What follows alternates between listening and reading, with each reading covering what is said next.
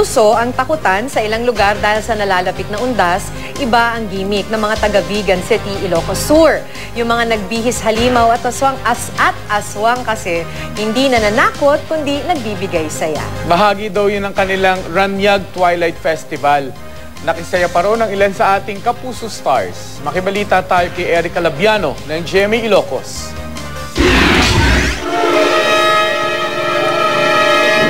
Tuwing nalalapit ang undas, ganito ang mga makikita sa mga kalsada sa Vigan City, Ilocos Sur.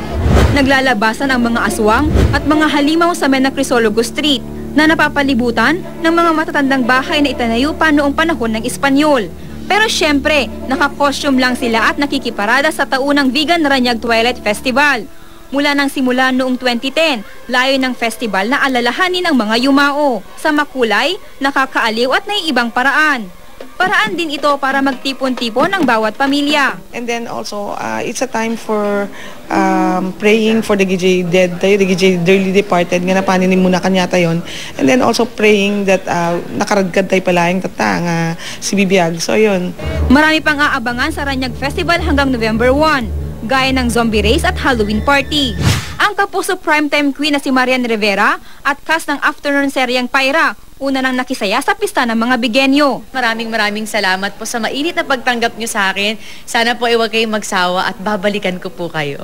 Talagang gusto namin bumalik pa dito para mas makasama namin kahit makapagpasalamat pa kami. Ipinakita na rin sa publiko ang higanteng Christmas tree ng lungsod.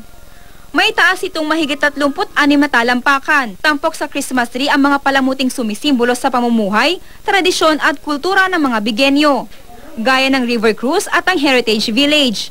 Ayon sa organizers, 2 buwang binuo ang Christmas tree. Umaasa ang mga Bigenyo na masisigla ang turismo sa kanilang lugar ngayong last quarter ng taon. Makakatulong daw ito lalo pat kabilang ang Vigan sa pinagpipilian para sa New 7 Wonder Cities of the World. Erica Labiano, Nagbabalita, Pilipinas.